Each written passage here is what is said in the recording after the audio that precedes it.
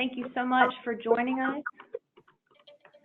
On this webinar, you will learn so much about the state laws and how they are evolving and in which specific states have higher risk. So many new changes regarding marijuana is creating issues for HR managers across the country. And the purpose of this presentation is to add clarity and eliminate some of those questions. At the end of the webinar, if there are still questions outstanding, make sure to cover them with our Q&A session. We will also have an opportunity for you to get access to an employer guide for marijuana specifically for your state. With that, I want to introduce you to Bill Judge and Nick Hartman of Drug Screening Compliance Institute. Nick and Bill, I'll turn it over to you guys.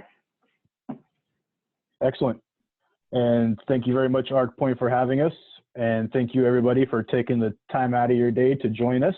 We'll hopefully give you some new information you haven't heard to date regarding marijuana in the workplace. And Bill, do you have access to the slides? Yep. Can you advance me? Sorry. Before we get started, of course, the legal stuff, just to let everybody know, Drug Screening Compliance Institute and ARCpoint Laboratories are not law firms. We do our best to keep up to date with all this information and provide you the most up-to-date and accurate information, but the information you're receiving today should not be constituted as legal advice. We, of course, advise everybody to contact their own legal counsel or other industry experts, or even leverage your ARCpoint account rep if you have any questions about this information. So our agenda for the day, we will provide an overview of the current legal landscape of marijuana laws. They vary greatly by state, as you are likely aware. We will cover important items that employers should note to do and not to do. We will cover the ever-changing landscape of disability discrimination laws and some key court cases that you may or may not be aware of that certainly impact workplace programs. We'll cover some mandatory rules, and then we'll get into a Q&A at the very end. So make sure, for those that haven't used Zoom yet, there's a group chat where you can submit your questions. Go ahead and submit those throughout the presentation. We'll try to answer them as we go. And then, of course, at the end, depending on time, we'll get those questions answered for you. If for whatever reason your question doesn't get answered, of course, we'll follow up post presentation.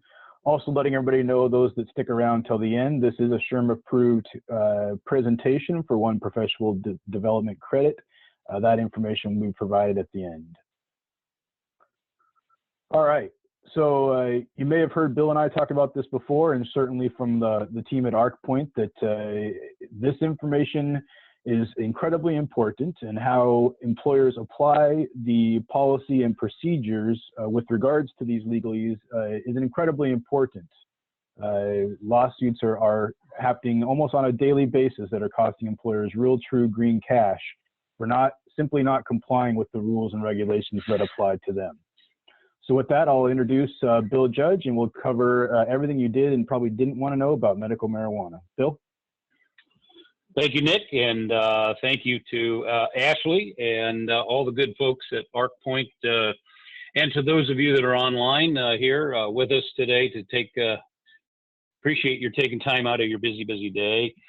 Medical marijuana issues and CBD issues, which we're going to get into here in a little bit.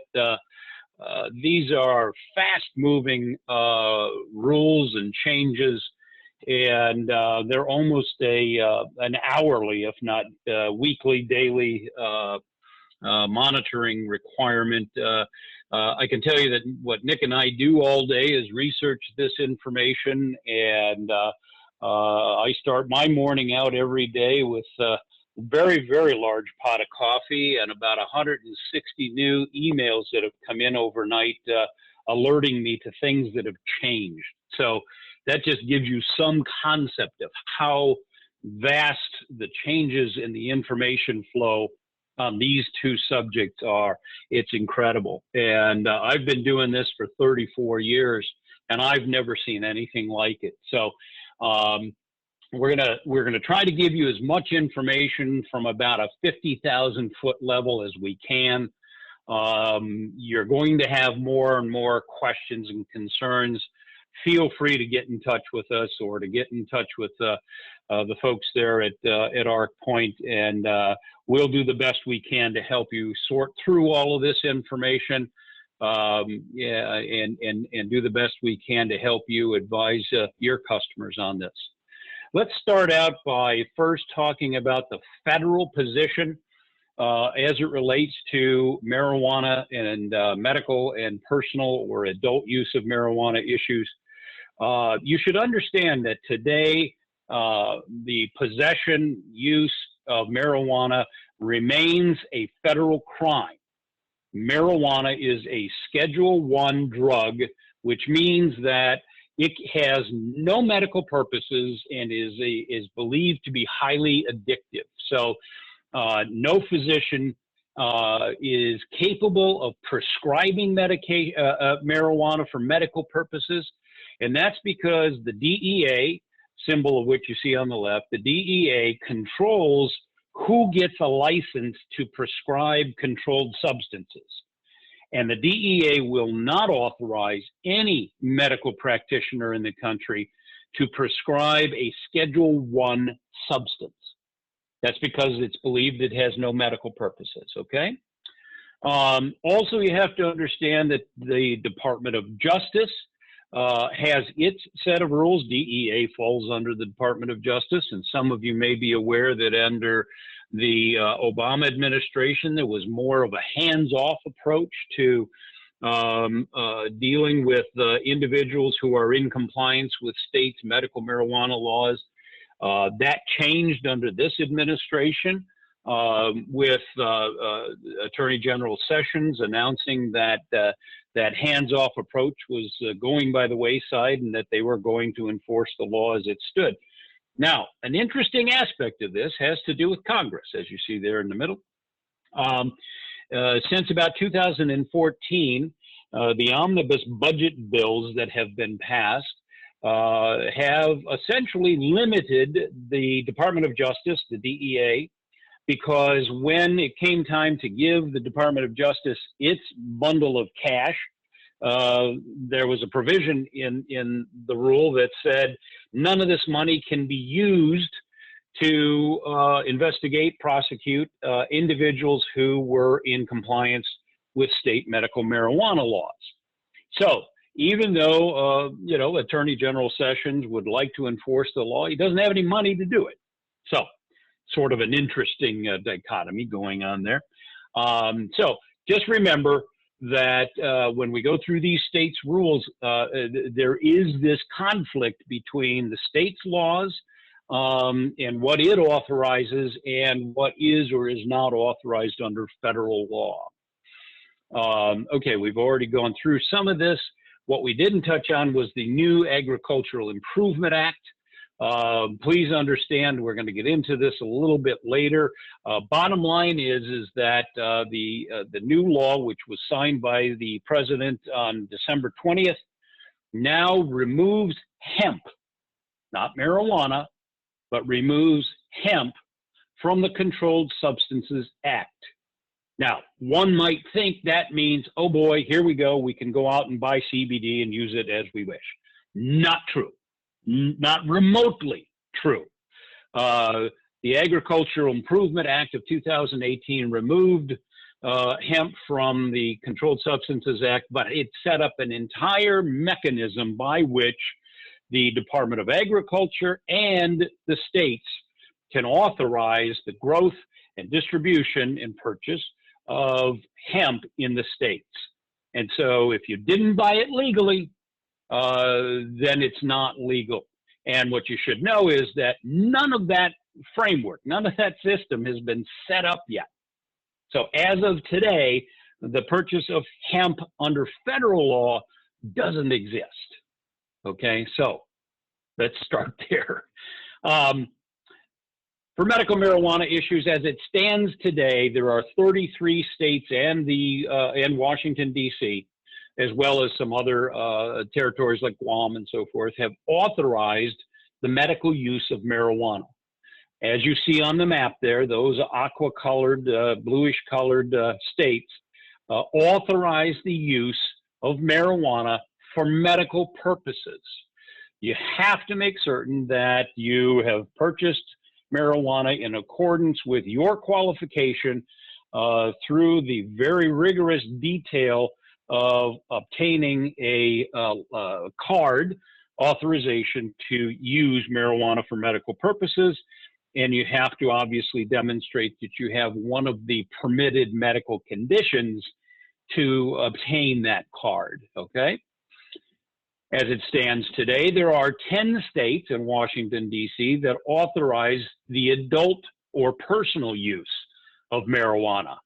That is probably going to change rather quickly, rather soon, I should say, with a bill that has passed the legislature in Illinois that's awaiting the signature of the governor. So it's going to change. We're soon going to have another. Some people thought New Jersey might be the next state, but that has run into some roadblocks and some bumps, and so New Jersey is probably off the table for this session. Today, there are 14 states that authorize the medical use of CBD, cannabis, cannabidiol derived from CBD, not hemp, okay? Now, there are many states that do authorize the use have authorized industrial hemp over the last 4 or 5 years, but we'll get into that in just a second. But as it stands today, only Idaho and Nebraska prohibit the use of marijuana or any related products, as you can see from the map here. So very soon, most likely, because Nebraska has bills that are pending, but very soon, most likely, we're going to see that just about every single state has some form of authorized use of either marijuana or CBD. Okay, and by the way, all this material is available to you if you'd like to get copies of it. So don't hesitate to ask. State laws differ. State laws differ significantly, and you've got to pay attention to the language of the state's laws. And by the way, that's not a picture there of Ashley, I should point out. But states' laws differ significantly, and it's very, very important when you're looking at the impact of these laws on your workplaces that you take into account what the statutes actually say. Just in rudimentary terms, there's differences in states' laws between the definition of marijuana and what is permitted. Some states don't allow you to smoke marijuana for medical purposes, like Minnesota, for instance. You can't smoke marijuana even though it authorizes the medical use of marijuana in that state. Cannabidiol is the oils that are obtained from either marijuana or from the cannabidiol or CBD. So you have to know that there's a complete difference between marijuana and CBD. They're completely different compounds. There's well over 400 different compounds in the cannabis plant. Well, marijuana, or as we refer to it, THC, tetrahydrocannabinoid, and CBD are completely different substances. And we're going to point out some of those significant differences with CBD here shortly. All right. In these 15 states, employers do not need to accommodate medical marijuana use. But again, you've got to pay close attention to the language, okay?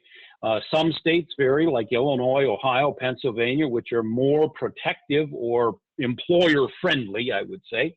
So, for instance, Illinois' law permits you to have a zero-tolerance drug testing policy, and you can discipline people who are, in fact, have been found to violate your policy through a drug test. But then you have places like Nevada and New York, which are very different. Now, Nevada's law specifically says employers need not accommodate medical marijuana use. It goes on to say, however, but employers, before discipline is imposed, must determine if the individual's underlying medical condition can be reasonably accommodated. In New York State, what's very interesting about that state statute is that it specifically states in the law that a medical marijuana patient, a qualifying medical marijuana patient, is considered to be handicapped and therefore protected under the state's human rights law, Article 15. So what does that mean to you as an employer? Well, what that means is that you have to take all appropriate steps, enter into the interactive process to determine if you can reasonably accommodate the individual's underlying medical condition for which marijuana might be recommended. So again, you have to pay attention to the specific language of the law.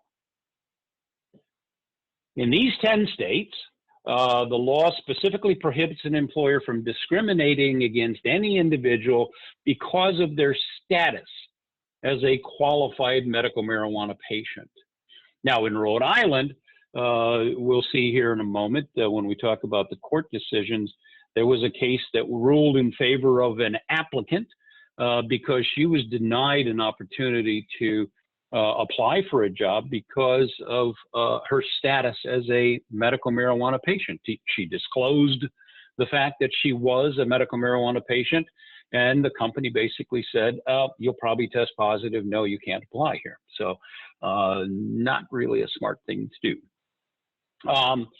In these 17 states, an employer is specifically authorized to take action if an employee is found to be using or under the influence of marijuana on duty. Again, the language of these statutes will be important if the courts haven't already interpreted it that way.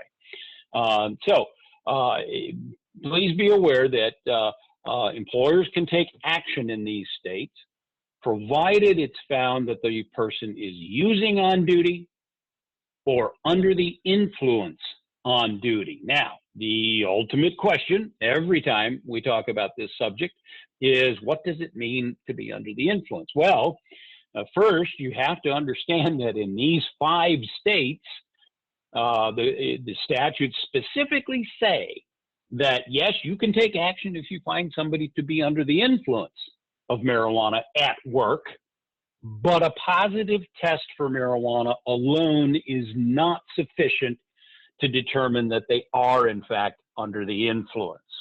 And there was a recent court case, February the 8th or 5th, I think, of this year in Arizona, where the court specifically found in favor of an employee because the employer essentially said, no, we took disciplinary action because of the positive test alone. And they were a medical marijuana patient. So the court ruled in favor of the employee. So if you're in any of those 5 states, please take care to understand that, a positive test alone is not evidence of being under the influence. Now, you're all thinking to yourselves, okay, 2 things. One, does a positive test show under the influence? No, there is absolutely no scientific or medical means today, none, to demonstrate that someone is under the influence. We don't have, for marijuana purposes, like we do for alcohol purposes, a presumptive level of impairment when it comes to marijuana. It just simply doesn't exist.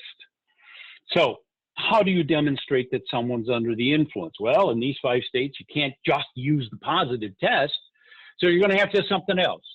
And the court in Arizona laid out essentially what probably is the reality in these other states, although they've not had court cases yet.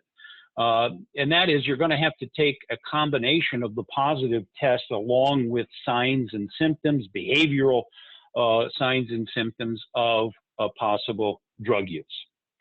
And that's exactly what the court in Arizona said in February of this year. So, and if any of you'd like copies of these cases that we talk about during this discussion, you're more than welcome to them as well.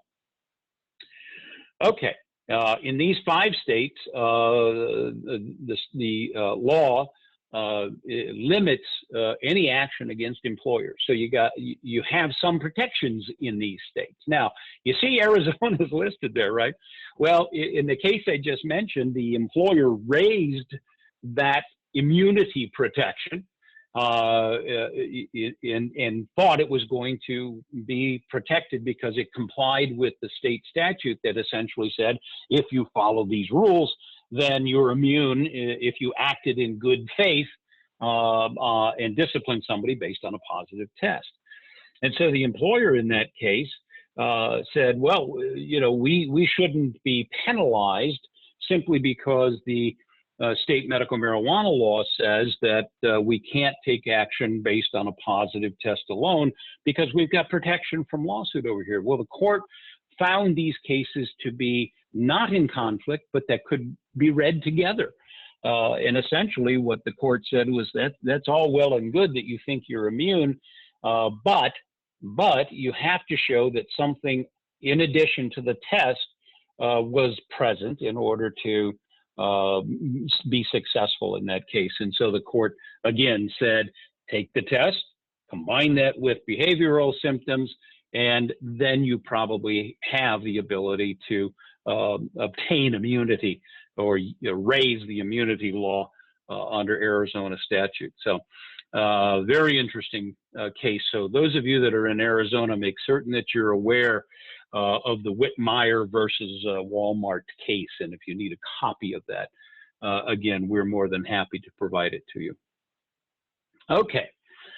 One interesting wrinkle that has developed in the whole medical marijuana arena here is whether or not with an injured worker who's on workers' compensation, and they've been recommended that they use marijuana for pain.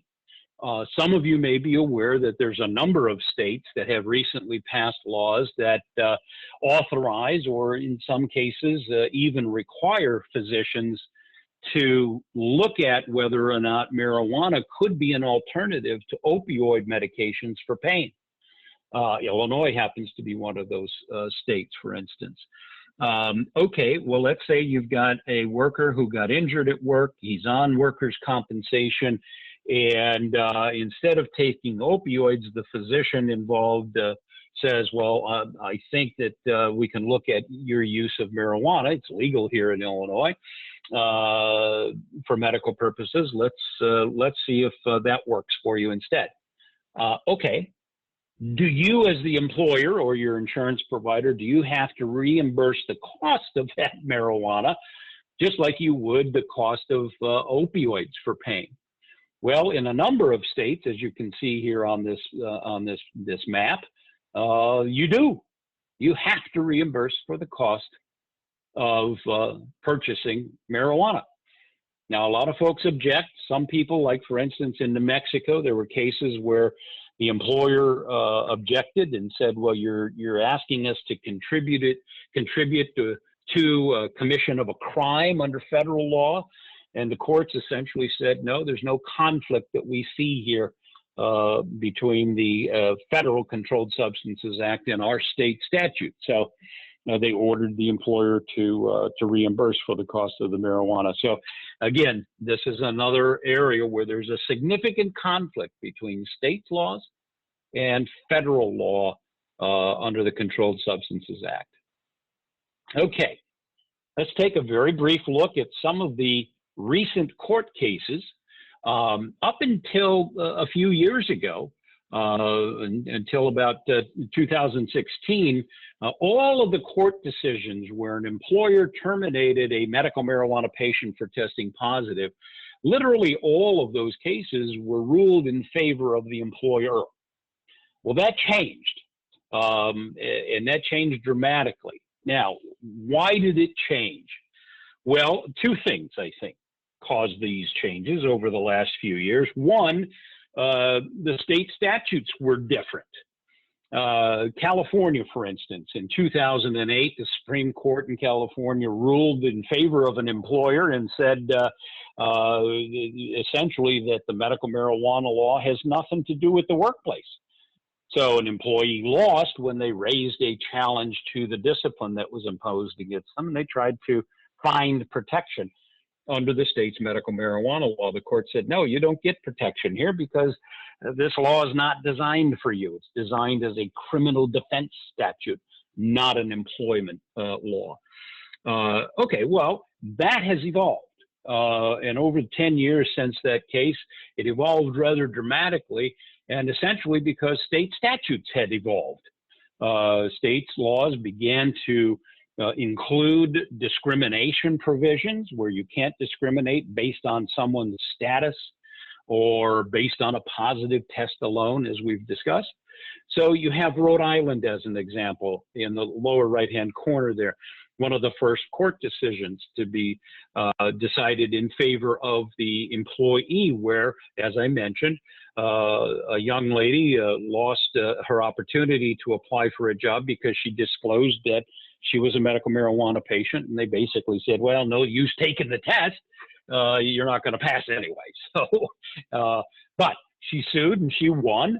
And the court said that the employer in that case violated the discrimination provision of that state's medical marijuana law because they denied her the opportunity based on her status. We've talked already about the Arizona decision where the court ruled in favor of the employee because of a test alone. In Connecticut, very interestingly, the court was faced with the challenge between the federal law, the Controlled Substances Act, and their state's medical marijuana law. And the court ruled that they didn't find that the Controlled Substances Act, the federal law, preempted their state's laws in any way. Essentially, they reached the conclusion that just because the Controlled Substances Act prohibited the possession of marijuana doesn't mean that an employer can't hire someone who's using it. So this isn't a law. This isn't a conflict with the employer. Maybe it's a conflict with the employee. That's a whole different issue in prosecution. Recently in Delaware, essentially the same issue came up because the court said, no, we don't see a Controlled Substances Act preemption, a federal preemption of our state's law. Again, because there's nothing that prevents the DEA from going after the employee, but they cannot pursue the employer because the employer can go ahead and hire a drug user if they want to. So very interesting case there. Now, let's see, Massachusetts. Massachusetts is a very interesting case. In Massachusetts, the employee sued under both the medical marijuana law and the state's disability discrimination law. The court basically said, you don't have a right to sue under the medical marijuana law because the legislature didn't give you that right. So we're going to dismiss your case as it relates to those charges or claims you've brought under the medical marijuana law, but we're going to let you pursue a claim against your employer under the state's disability discrimination law. Now, what was interesting about that, and not just that decision, but in the opinion, the court essentially said the employer should have treated this situation just like they would have treated an employee with any other prescribed medication. They should have entered into the interactive process to determine if they could reasonably accommodate the person's medical condition. Think about that. The Supreme Court of Massachusetts said, and by the way, it's called the Supreme Judicial Court of Massachusetts. The court said, you should have looked at this like any other prescribed medicine. Okay, that's gone a long distance from where we were back in 2008 with the California Supreme Court that basically said this law has nothing to do with the workplace. Very different because of the evolution of these statutes and, quite frankly, the evolution of the thinking on how lawyers are bringing these cases. That's why you've got to not only be particularly aware of the medical marijuana statutes in your state, but you really got to take a look at your state disability discrimination laws as well. Okay. here are the 14 states that have authorized the medical use of CBD. Now, these are typically marijuana-derived CBD, not hemp-derived CBD. Big difference, okay? And you'll notice that in Utah, Missouri, Oklahoma, these states are a little shaded there only because they recently have passed new medical marijuana laws. And so we don't know yet how the previously existing CBD law is going to be consumed by the medical marijuana law. Is it going to stand alone? We just don't know, okay? Okay. Now, I'm going to turn it over to my good friend and partner, Nick Hartman. He's going to kind of walk you through the issues related to CBD. Thanks, Bill. Appreciate it. A ton of excellent information, really just kind of expressing the importance of everybody listening today to make sure they take a look at the laws that impact them in the states that they operate, and most specifically what the language of those laws detail to make sure your policies and procedures comply. So as Bill mentioned, really one of the hottest topics that we've talked about, and we had an entire webinar on it previously with ARCpoint regarding CBD use or cannabidiol use. And the question always came up is, can CBD use cause a positive employment drug test result? And the answer is no, but let's remember, that there's a few factors to consider, and the first of which is, of course, common employment drug screens. We're testing for tetrahydrocannabidiol, which is THC, the psychoactive component of marijuana, as Bill mentioned, one of 400 different compounds found in the plant. We're not looking for cannabidiol or CBD. So the caveat there is that manufacturers of these products today, which you can find in pretty much any application you can dream up of, they're putting CBD in it. They're operating in a gray area of sorts of the law right now. As Bill mentioned, the Farm Bill passed, legalizing the production, sale, distribution of hemp, which of course you can extract cannabidiol from. As it stands today, there's very little oversight, which means there's no quality control and lack of product testing. So what these pretty much manufacturers and people that are selling this stuff either online, in the drugstores, your local smoke shop, gas stations, they're all advertising this stuff as pure CBD or contains less than 0.3% of THC. Obviously, the different levels advertised and quantities, of course, vary by product, but what's actually happening is with testing that has recently been happening on these products, they're finding that two things. One is that these products contain elevated levels or unadvertised levels of THC and or contain significantly less CBD than advertised. So it really is buyer beware out there, both for or I should say, especially for employees listening in today. If you're using cannabidiol and your employment could possibly be jeopardized by a positive drug test result for THC, you better do that due diligence before you purchase the product and start using it, because it could potentially cause a positive drug test for THC, which of course then would have to comply with your workplace screening program. So the excuse which we've asked, our customers have asked us in the past is like, well, what if my employees claim that they used a legal product that they bought, which we'll get into the legalese here in a minute, but is that a valid excuse for testing positive for THC? And the simple answer there is no.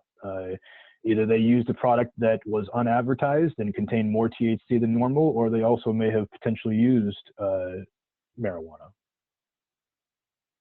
All right, so as Bill mentioned, recently the Farm Bill was passed, which removed hemp from the Controlled Substances Act. Now, also with that, it required the DEA essentially to create a class of its own for medicinal approved CBD. So the FDA, of course, who oversees all this stuff, recently approved and came up with really the framework of cannabidiol, stating that FDA-approved drugs that contain CBD derived from cannabis and containing no more than 0.1% of THC will now be considered a Schedule 5 drug in the Controlled Substances Act.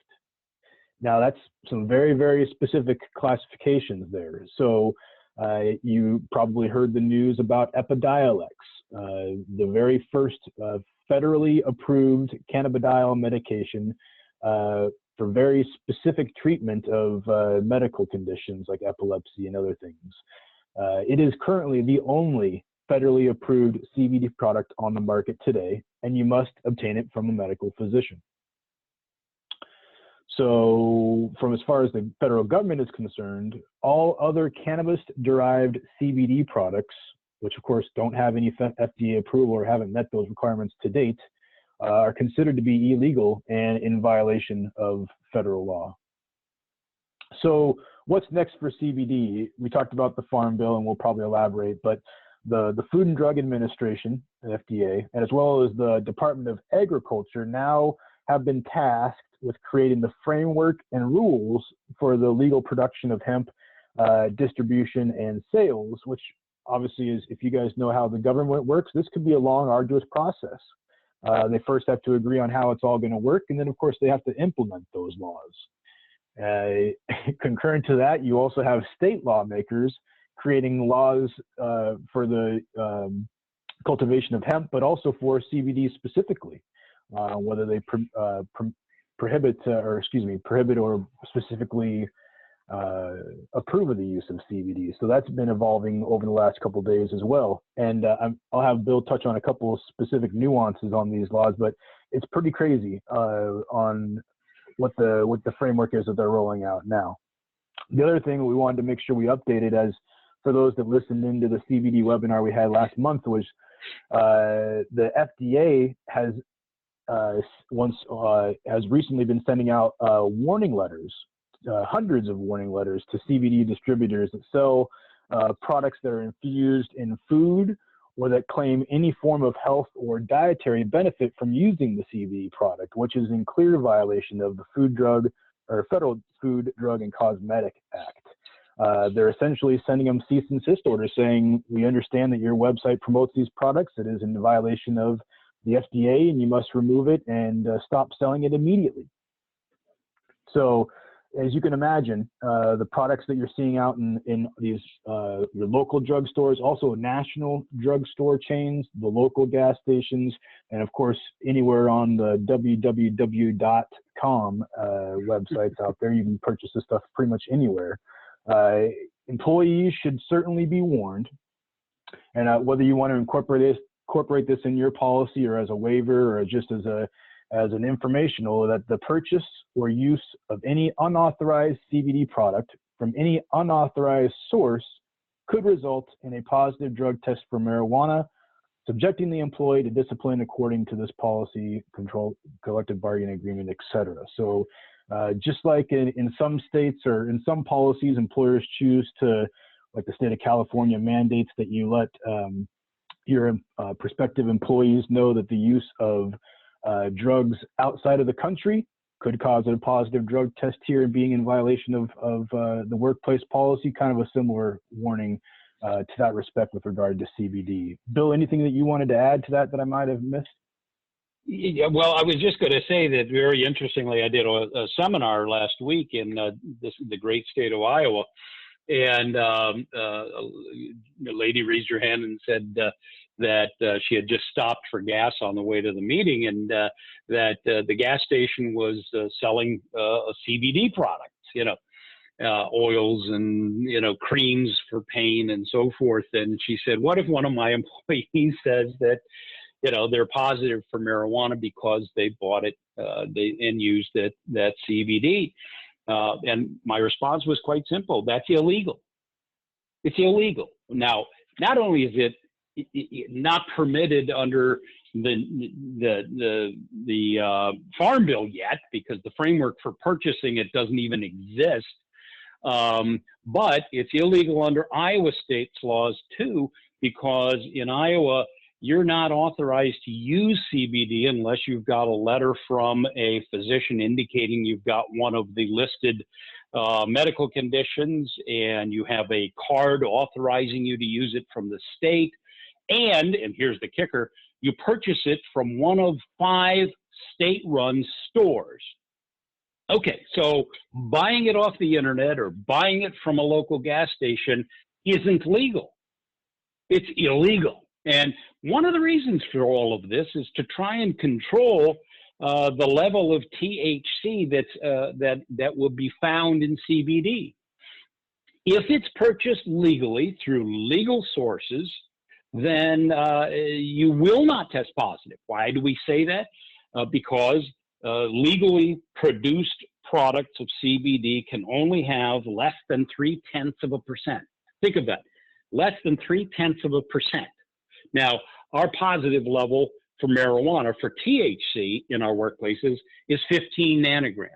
I've had a conversation with a toxicologist recently, and she tells me that there's no way in the world that if it's purchased properly through proper sources, legally produced, that it would ever trigger that 15 nanogram level. Now, can the CBD you buy at the local gas station trigger a positive test? Sure it can, because it's illegal. God knows what's in it.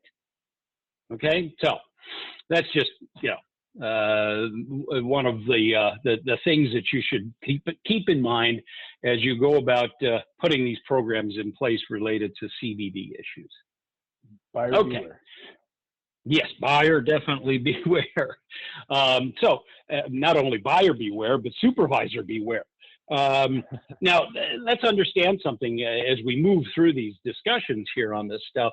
The whole issue of marijuana and CBD and everything, that's all got to fit into the overall aspect of how you design and manage your drug test program. As you can see from this, the wheel of compliance, as I like to call it, there are a lot of different issues that you have to deal with. Marijuana is just simply one of them. Quite frankly, I think that marijuana is kind of the shiny object in the room, and the bigger problem that is coming along here that you may or may not have dealt with is the issue of opioids in your workplace and prescription medications in your workplace. Why do I think that's a bigger problem? Because when you're dealing with marijuana issues, the ADA does not enter into the picture. Why? Because the ADA, the Americans with Disabilities Act, is a federal program. Okay. Now, state disability laws can come into play, just like we talked about with the Massachusetts case, but the Americans with Disabilities Act doesn't. However, when you're talking about the opioid crisis and the opioid issues and other prescribed medications, both the ADA and state disability discrimination laws can serve as the basis for an employee bringing a claim against you. So I think that the disability discrimination issues are far greater of a concern than the marijuana issues, okay? But keep in mind, marijuana is an important issue that we have to deal with, but it's simply one of those issues that employers need to deal with. And in addition to that, of course, you have state mandatory drug testing rules. You have to remember that right now we have 22 different states that have mandatory drug testing rules. What does that mean? Well, if you're going to do drug testing in the state of Iowa or Oklahoma or Louisiana, you can only do testing in accordance with that state's drug testing laws. And some of those states are very, very detailed in what you can and cannot do. For instance, if you're in North Carolina, you have operations in North Carolina, please understand that there are 2 different moments, so to speak, moments of notice that have to be provided. I don't know if you're aware of that. If you're in Iowa and somebody tests positive, you may want to tell them that they're positive, and that's all well and good. But you must send a notice of the positive by certified mail, and that certified mail notice must include 4 things that the state of Iowa Supreme Court has said must be in it. In Oklahoma, real quickly, because I want to open it up for questions here. But in Oklahoma, for instance, I don't know if you're aware of this, but it defines drug as anything in the Controlled Substances Act. Okay, that's great. There are hundreds and hundreds of drugs listed in the Controlled Substances Act. But you're limited to testing only those drugs in Schedule 1, 2, or 3. Schedule 1, 2, or 3. Understand, there was a recent case where a woman tested positive for phenobarbital. She was fired. That's a Schedule 4 drug. The employer didn't even have the authority to test for it. Okay? Please be aware of the limitations in the requirements in your state before you start doing drug testing. Okay? This is my favorite picture. So what we hear all the time, Nick and I, when we get calls, is people want to basically say, just tell me what to do. Well, we're not going to tell you what to do, but we're going to provide you, through our great friends at ARCpoint, the information you need to help you do it right. Okay. Nick's going to tell you the takeaways. Thanks, Bill. So before I get into the takeaways, just to make sure everybody's aware, with Zoom, you can go into the group chat. If you have a question that we have not addressed during this presentation, feel free to plug those in quickly, and we'll address those here at the conclusion of this presentation. As we've mentioned, you've heard us probably multiple times now. It's very, very important for employers to clearly understand the drug and alcohol screening laws and the court and agency rulings that Bill covered today that apply specifically to your company and in each state in which you operate in. As you can see, the patchwork of compliance by state is very complex and very fluid, changing on almost a daily basis. And the cost of non-compliance has been greater than it ever has been before. The amount of lawsuits we've seen, the amount of court decisions, the amount of settlements we've seen in relation to marijuana specifically, but also disability discrimination and state law violations is incredibly significant. So taking the time to know exactly what rules and regulations apply to your program, make sure that you have them create those and implement those in your written drug-free workplace policy, detailing the company's stance on both prohibited drug and alcohol use and the related consequences that will be imposed, making it crystal clear exactly what applicants and employees are being held to. And then also make sure that Bill's kind of famous to say you can write the policy, the most best policy ever, with if you don't have policies, or excuse me, the procedures that back that policy language up, then you really just have a piece of paper on your desk that's not doing you any good. So make sure you draft and implement procedures that complement the language within your company policy. This takes away any guessing, especially in those moments where immediate action needs to be taken in the heat of the moment. You don't want people guessing, trying to pull out the policy and trying to decipher exactly what that means. We also always advocate to educate your employees on the dangers and impacts of drug and alcohol use. Encourage employees to seek help with any drug or alcohol dependency or addiction through your employee assistance program benefits, making sure that they're aware exactly how to access those benefits so that they can take care of that issue and be the employee that you want them to be on your staff. And also, it's super important to train your managers and supervisors on the details within your company drug-free workplace policy. There's no use to having them be in a leadership position if they have no idea what the rules and regulations are that are being upheld of your employees and staff. So help them understand what the details are in the policy, make sure that they're aware of what state-specific laws that apply to your program, especially as Bill mentioned, if you're in a state like Iowa or Oklahoma or Maine that have very, very, very specific workplace rules as it relates to drug testing. Train them on how to recognize the signs and symptoms of drug and alcohol use. As Bill mentioned earlier, a couple of those court cases now where the courts are expecting employers to be able to show some kind of reasonable suspicion or reasonable cause to test in addition to a positive drug test result. It's never been more important than in the past for your managers and supervisors to be able to recognize and clearly document signs and symptoms of drug use. And also clearly define the action steps they should take in those instances, how they should document it, how they should proceed with the testing process, and of course the post-test process as well. And obviously stay up to date with the rules, regulations, and court decisions that may impact your program. The fine folks at ARCpoint are an excellent resource in partnership with DSCI. As Bill mentioned, part of our role here is really just to stay on top of all these laws and regulation changes and court decisions and specific issues that are impacting the employer workplace. It's a full-time job in and of itself, so make sure you have those resources available to you so that you are in the know and you don't find out the hard way. All right, we are at about 10 minutes till. Bill, you got the next slide for me? So those that have stuck around thus far, I wanted to make sure that you were aware that this presentation was approved by SHRM for recertification credits, approved for 1 professional development credit. That code, for those that are listening now, and of course we'll follow up via email, so you'll have this as well, is 19-K as in kite, E as in Edward, 4, H as in Henry, P as in Paul. And again, I'll make sure I put that in the, actually, ARCpoint got it in the chat for us. So there you go. You can copy that, make sure you apply and get your credit for listening in today. All right. So now we will go ahead and open it up for questions. If you have a quick second and you have a last-minute question, please feel free to submit it into the Zoom group chat. Hopefully, we answered everybody's questions throughout this presentation, or hopefully provoked some thoughts thereof.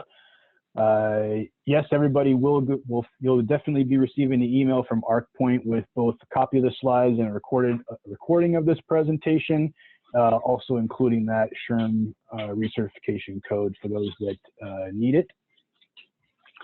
So Bill, anything that you foresee on the changing landscape of the federal level as it relates to marijuana and workplace testing?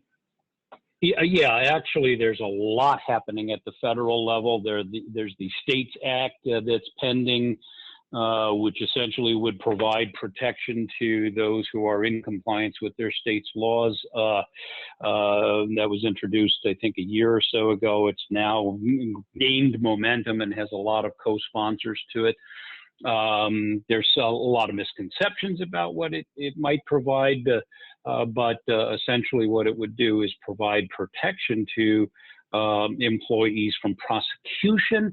Doesn't necessarily right now relate to the workplace, but we'll see in the final draft.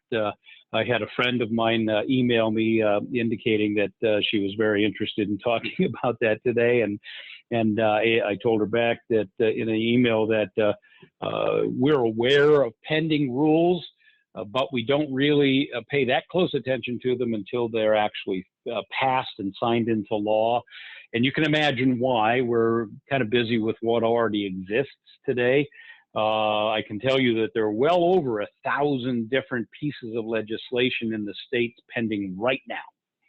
So as you might imagine, we don't bother ourselves with rules until they've actually passed. But there's a lot of bills pending that would deregulate or declassify or reschedule, however you want to put it, marijuana from a Schedule I to a Schedule II drug. So there's a lot going on at the federal level, yes. Yep.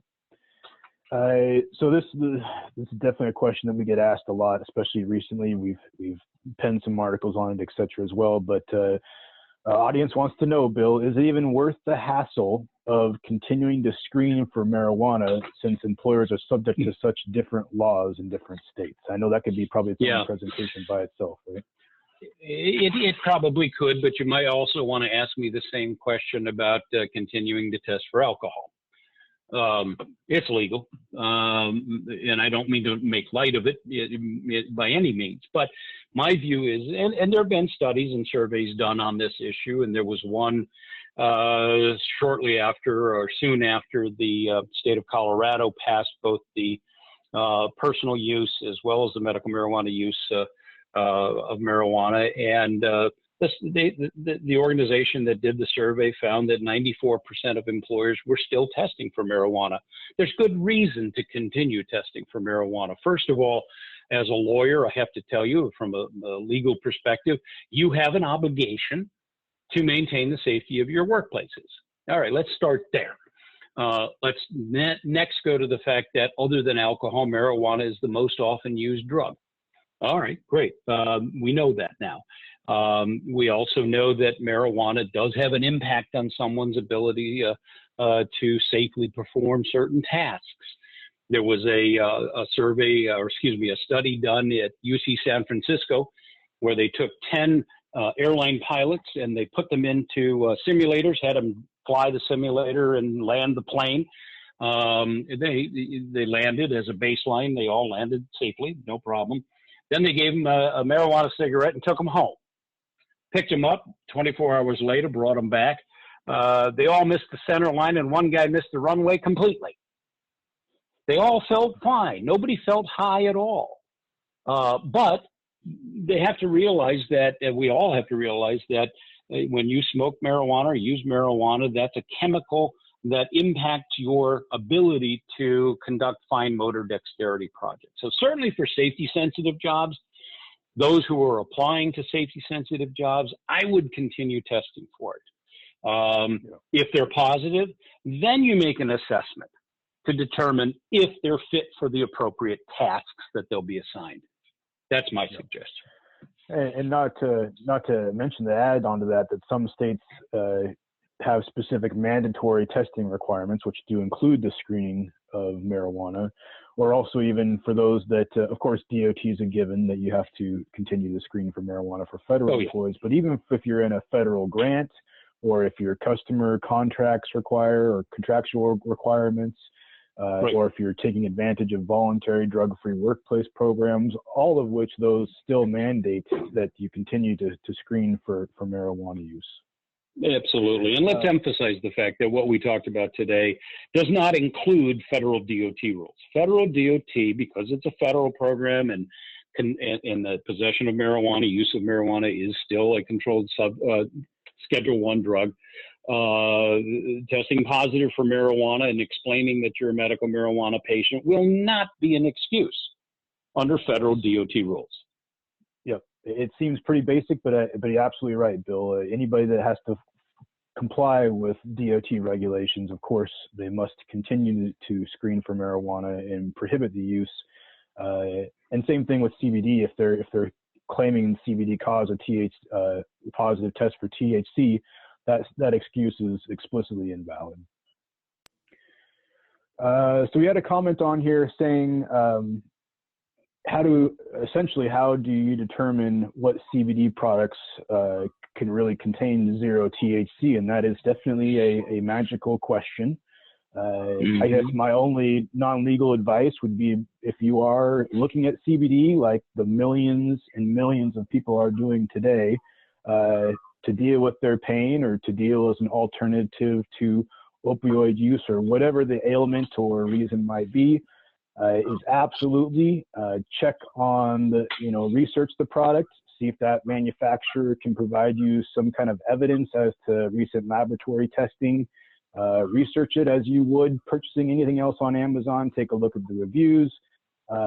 There have been multiple, dozens, I should say, of news reports out there and claims happening in different states where people that used cannabidiol products failed the drug test and lost their jobs as a result of which that they have turned around and tried to sue the manufacturers and distributors of these products for false claims. Now, I don't know if there's been any rulings made on those as of yet, but no. It's kind of tough to say where exactly those, it's buyer beware out there, just like with anything else. So make sure you practice your due diligence to verify those product results as best as you can if you do choose to use such products. All right. So I'll turn it over. Ashley, ARCpoint, is there any final closing comments in the last minute here? Yeah, this is Jamie. Thanks, guys. I really appreciate it. Such amazing information, and I'm sure our audience appreciates the time and energy that you guys put into this presentation. As promised, we can offer the employer guide to marijuana that is specific to your state. If you'll just go to ARCpointLabs.com and click on Find Your Location, and you can find your nearest location. You can also email us at info@ARCpointLabs.com. And I will also follow up with the recording and a link to get the guides for your state after this, as well as the SHRM code again. This resource is a great opportunity for you to get your hands on and know exactly what you can and can't do in regards to your employees and their marijuana use. So we can also help with drug and alcohol policy development. I think that was one of the questions on the poll. So, you know, if you have questions, it gets confusing, contact your local ARCpoint, leverage these resources that Nick and Bill have helped us provide. You know, the recording of this webinar will be available in the next couple of days, and we'll get that out to everybody that is registered, and as well as an email where you can request the guide. So I think that's it. If you guys have any questions, feel free to email info@arcpointlabs.com. We'll circle in with Nick and Bill if we need to. But everybody, just enjoy your afternoon and look for a follow-up email shortly. Thanks, Jamie. Thanks, everyone. Thanks, guys. Bye. Thanks.